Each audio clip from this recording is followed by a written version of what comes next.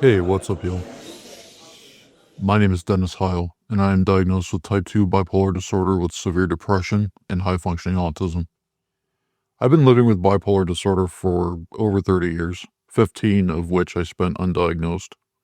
In 2009, I experienced a depressive psychotic break that led to my diagnosis of type 2 bipolar disorder. I would be diagnosed with autism a few years later. In my podcast, Bluntly Bipolar, I'm going to share with you my experiences and the hard lessons I've learned trying to find some peace and happiness in my life.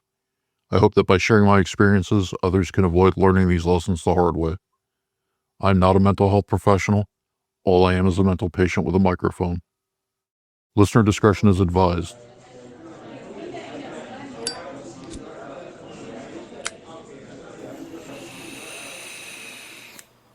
This is a bonus episode titled Inside the Manosphere, Trading Integrity for Magic Beans. The Netflix documentary Inside the Manosphere by Louis Theroux is an excellent exploration of unresolved male trauma and what happens when a man decides money is more important than his integrity. Now, personally, I relate to a lot in this documentary. Not only did I have harsh attitudes about masculinity, but I also did some shady shit in Forex and gold selling for about 5 years. I had an attitude much like many of these young men, succeed at all costs. No one was coming to help me, no one was coming to save me. Gotta man up, gotta do the work. Now, I justified doing unethical and immoral things because, hey, it's not my fault if other people make bad decisions, right? That depends on how you look at it. If I pick up a rock and I throw it into a pond, am I responsible for the ripples in the water that are left behind? Or is it the water's fault? You see, the problem with that way of thinking is that once you sacrifice your integrity, you lose trust and you lose access to better people. People with integrity just assume they can't trust you and they move on. They don't hang around to wait and see when you'll betray them. The documentary opens with Louis Theroux showing us a compilation of the participants of the documentary, framing his work as a hit piece. They are inherently distrustful of mainstream media, which I completely understand and agree with. A significant number of mainstream media news outlets are owned or controlled by billionaires. It doesn't surprise me that they are laying the foundation with their audiences to discredit the documentary. What does surprise me is the lack of forethought. No one bothered to check into who Theroux is or what his work is about, because if they had, they would know that Theroux is a man of integrity, so he wasn't going to participate in their world how they do. Theroux has an excellent reputation as a documentarian. All of his documentaries that I've watched, I think were fair. I don't know if they had agents handling negotiations or what, but giving permission for a documentarian like Louis Theroux to catalog behind the scenes of your hustle isn't exactly the best of ideas. Now, I know that many people believe that these men are bad people, but I don't think so. Most of them strike me more as men who are doing wrong things for the right reasons. And we meet a few different influencers, but I'm not going to talk about all of them, otherwise this would be 3 hours long. But let's start with the first influencer, Harrison Sullivan, otherwise known as HS Tiki Talkie.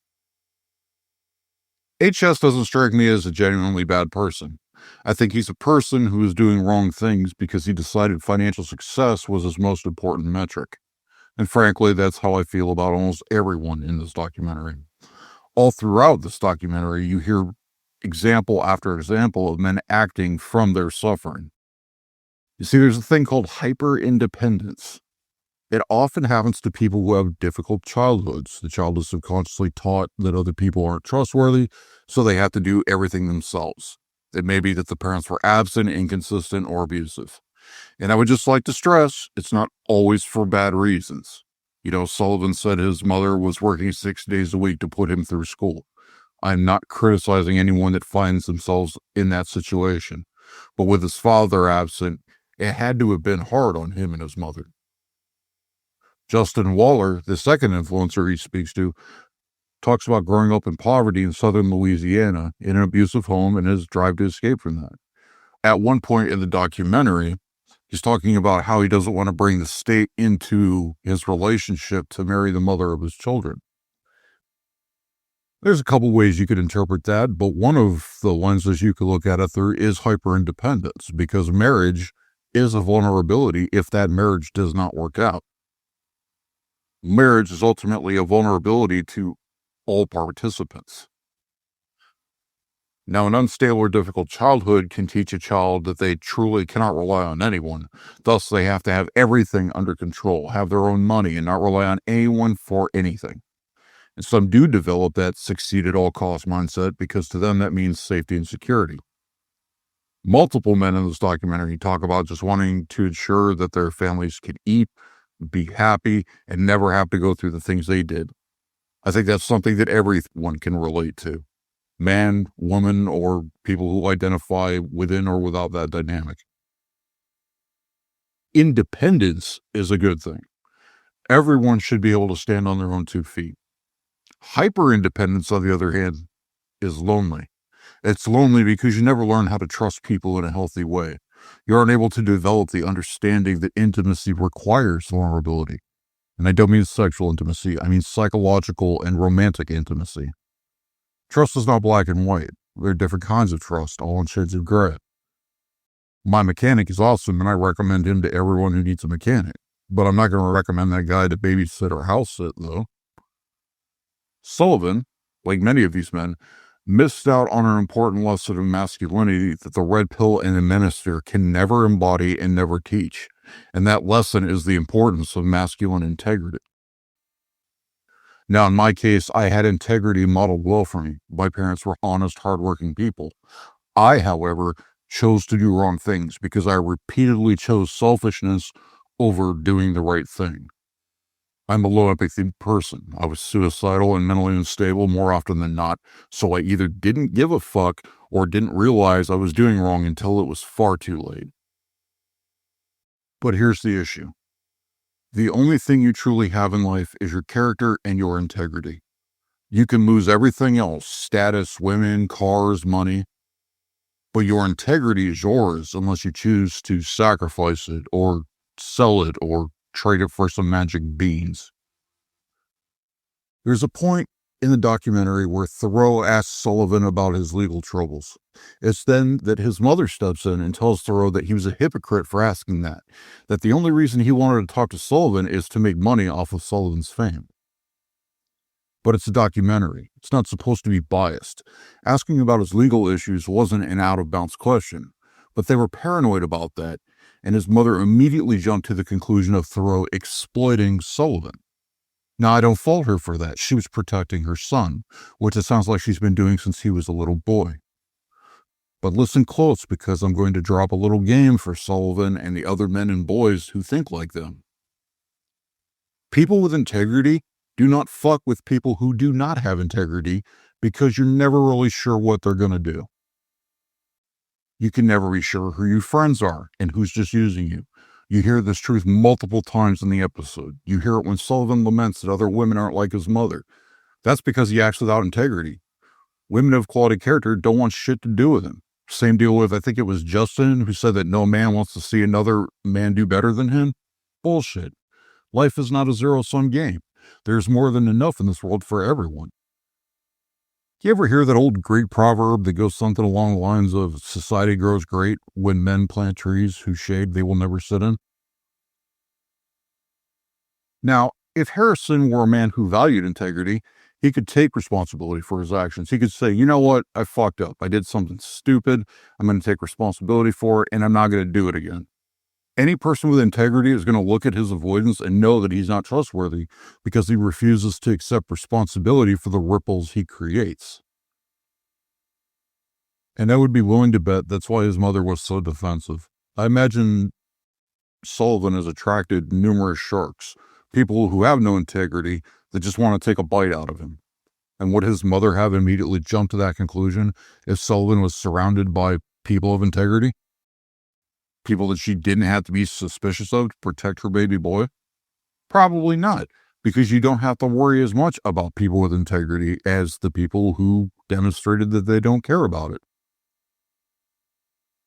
I think it's unfortunate how many boys and men are being led so far astray. Sullivan's a smart guy, obviously, charismatic, driven.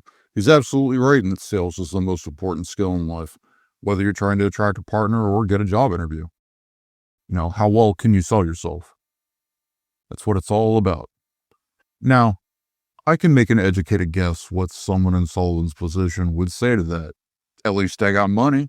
At least I got girls. I'm taking care of my family. My kids will be fed and happy. Hey, I'm not knocking what he wants out of life. Not at all. I think everyone can relate to that. However, the approach he's taking is short sighted. He's already shown the world that money and his image is more important than his integrity. That poisons his entire legacy to people with integrity.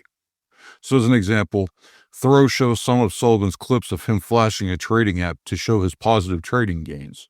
Now, if I were doing shady shit, I know I could take a few dollars, find a coder, and have them create a facsimile app that looks like a legitimate trading app that would just flash positive returns. Now, that would be fraud, but if you have no integrity, then everything is on the table. Now, if his actions align with his beliefs, I wouldn't have to doubt his word, but I'm forced to because he's communicated to the world by saying one thing and doing another, that he does not value his word. But that's a common way to hustle in that sphere. You shift perception by pointing at the indicators of wealth instead of showing the hard proof. You got a fancy car? All right, whose name's on the title? You making a killing trading? Okay, show me a tax form declaring your profits and losses. Will I just take your word for it? Fuck no, man. Not with money on the table. Because if you're willing to sacrifice your integrity for money, I know you'll sacrifice me to protect yourself. So fuck you. But I'm going to choose to take him at face value when he says he was making $1,000 a day selling fitness plans with his boy. I can honestly believe that. He's got the image, the work ethic, and charisma for it. But Sullivan says that's not enough for him. He wants to build $1 billion business. What he doesn't understand is how many doors he's closing by doing what he is. Now, as the documentary progresses, you hear a common sentiment expressed. That is that there is a war on strong men. I disagree. In my experience, strong men who carry themselves with integrity are respected and liked by their peers. Men of integrity don't concern themselves with looking strong to the rest of the world because they know they have their integrity. They don't have to prove shit to anyone because it doesn't matter what the rest of the world thinks so long as they are in alignment with their values. Now, that's a dynamic that you may never see or understand if you're not actually around other men of integrity. Sullivan's mom appears to be a woman of integrity to me based on what she said and how she responded to things. But it's one thing for a man to see that from a woman or to see it from another man. Because in my opinion, I think that's the origin of the talking point about women not being able to teach boys how to be men. They just can't because they don't live that dynamic that requires masculine integrity. It's something you either learn from another man of integrity through his example, like a father. Alternatively, you learn the hard way by suffering consequences, like getting punched in the face. Or in my case, it was both, pretty much. Now, if you're not the philosophical type, let me give you an easy metric to help keep your moral compass pointing north. Think of the best person you know, someone you admire for their decision-making or quality of character, even if it's like a public figure that you admire, like Fred Rogers. Embrace a simple rule. Don't do or say things that would make that person want to slap the shit out of you. See, I can tell that Sullivan knows he's not doing the right thing. He said his mom, who clearly loves him dearly, would slap him for some of the things he says and does. If that's the case, that's a good sign that maybe, just maybe, that you're wrong. Maybe you're doing the wrong thing. But he's decided that's all right to him because of the money and his goals. And I get that. And that leads into the idea that a man is born without value. He has to earn it by being productive and having something to offer the world. That's exactly how the world works, man. Ask any provider man who has been rendered unable to provide how people turn on him. Specifically, in the context of bipolar disorder, I've seen this happen to a lot of my peers. They have the energy, drive, and focus from the upper end of the disorder because they're percolating in euphoria, but then sooner or later, things get worse and they aren't able to be that person anymore. They may lose their job, their fun personality, their hypersexuality, and everyone that only valued them for the happiness that they give everyone else goes away. Alternatively, it can manifest in relationships. The bipolar partner is shiny, bright, fun, impulsive, hypersexual, and adventurous, but now they're taking this medication that dulls their shine. Now, all of a sudden, your partner is telling you, I miss the old you. Do you really need that medication? And then you're faced with a harsh reality that the person doesn't love you. Instead, they love and value the happiness that you give them at the expense of your mental health and well being. And in my case, I tried to embrace that provider mindset, but I was so mentally unstable that I wasn't able to hold consistent employment for most of my life. Desperation in a system with the odds stacked against you is just one way to get people to sacrifice their integrity. Taking shortcuts just feels justified, which is what you hear from about everyone in that documentary. And that's not all that unusual for those of us with undiagnosed bipolar disorder. We do be unstable. All people should be inherently valuable because we are human beings, but that's not how people work. And if you're an average or below average man, whatever you define that as, you're just supposed to suck it up and deal with it. You need to be an above average man, a high value man. And if you can't deal with that, then are you even a real man? And then we meet Amru Fudel, who goes by Myron Gaines. What's the matter, man? Name too African for your audience? Myron and his ex-girlfriend seem to have very different ideas on their future relationship. And never hinge your relationship on someone changing in the future, especially core traits of themselves, because there are certain aspects of a compatibility that are not likely to change. See, the point of contention was a one-sided open relationship, the open side being for Myron. His girlfriend, on the other hand, gave the impression that she thought he might change his mind further down the road and only choose her. Similarly, Myron said maybe he would change his mind and not want that open relationship. And Thoreau calls him out on flip-flopping on such an important thing. But again, a man of integrity would not flip-flop on something that important, that fundamental to the happiness and long-term success of a relationship. There are some areas of compatibility where you just can't compromise. Non-monogamy being one of those things. Trying to force it into a relationship later will basically kill the relationship. Just look at the folks who try to save their relationship by opening it up. How is less intimacy with your partner and more intimacy with other people going to fix the relationship? That just sounds like a breakup with extra steps to me. But I feel like I'm missing something due to the whole autism thing. So maybe there's a reason that I'm overlooking, but it just doesn't make sense to me. But as the documentary progresses, Thoreau spends the time with a couple of fans of Justin Waller, one of which I want to touch on. I believe his name is Maddie, and Maddie tells us that Justin's content has really helped him get through some hard times. He was previously homeless, sad every night, hungry, but that it was okay because men are meant to suffer. Men aren't meant to be happy. Maddie then goes on to tell us that depression isn't real, that it doesn't matter how sad you are. You have to keep grinding, essentially.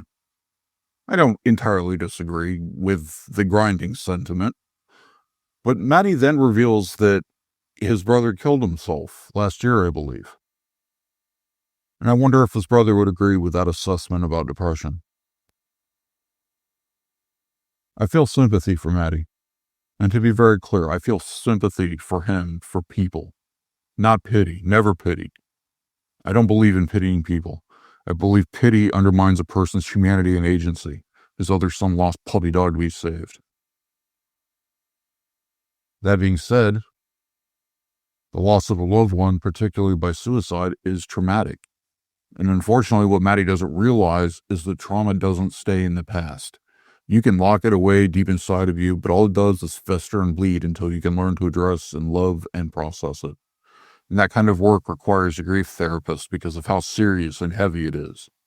I know That world thinks mental health care is a total ripoff, but that's just part of the scam to keep men isolated. The problem is that they portray it in such stark terms. Either you can be a stonewall or a blubbering effeminate bitch. There's a vast middle ground between those two things. It's complicated terrain, and a therapist can help serve as a guide as you find your way through it, so it doesn't get worse with time. Which it will, because it doesn't go away. It just festers. Men aren't meant to be happy.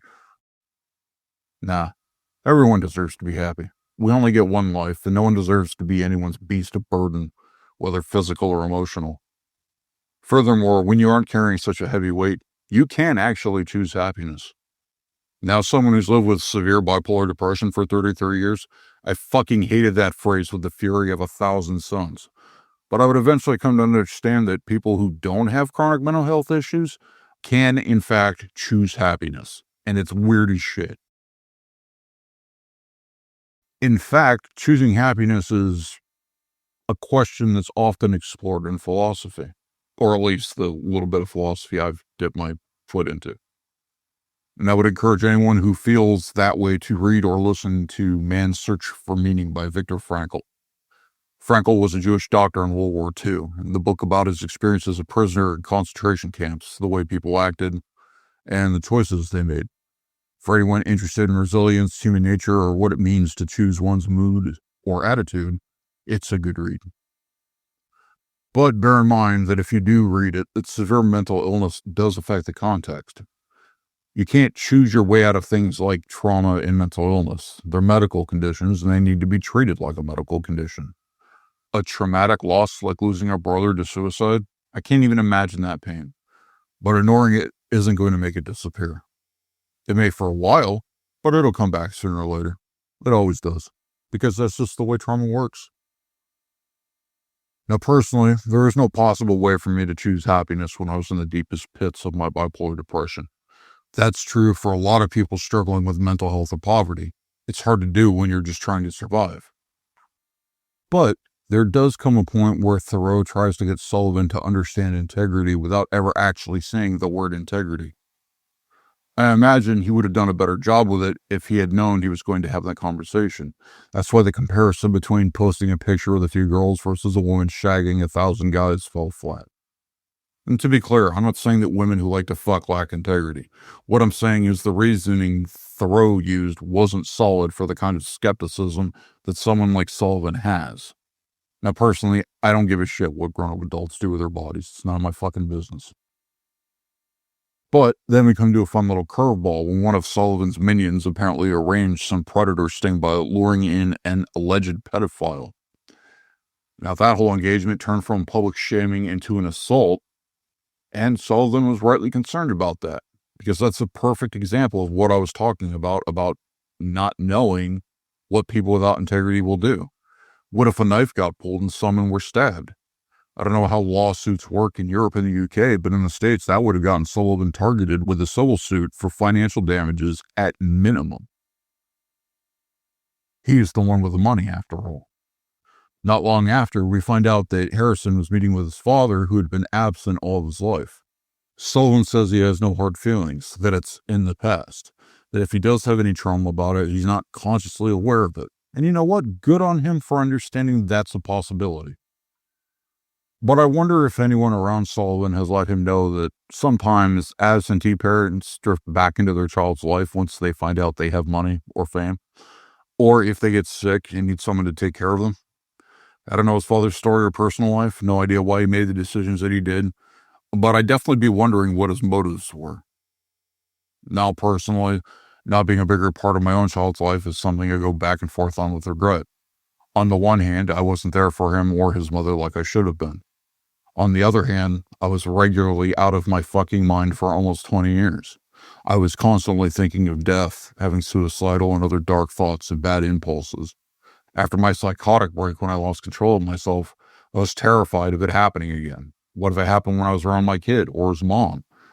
I tried where I could, badly more often than not, but I also kept my distance because I just didn't trust myself or my brain. I boiled my situation down to two choices, either the trauma of an absent parent or the trauma of a severely mentally ill father. I can never be sure if I made the right choice because I don't think there was a right choice to be made. I felt that I had two shitty options and I picked the one that I thought was less shitty. Sometimes it's just the way it goes. The sun rises, the sun sets. Anyway, there's no war on strongmen. The war that the red pill pursues is a lack of character and integrity that they promote as strength. That's where the war is. The entire manosphere markets a lack of integrity as the key to life.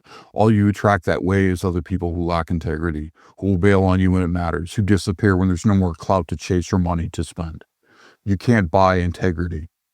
You can only demonstrate it by aligning action with belief. And you can't do things like make women look stupid or berate sex workers while also claiming to love women. It's no man's right to tell a woman what to do with her body. The only people that will believe a hypocrisy that stark are other people without integrity. Take it from someone who's made a lot of mistakes in his life. Keep your integrity intact. You don't just lose who you are, but you lose the kind of people who would stand beside you when you have nothing left to give.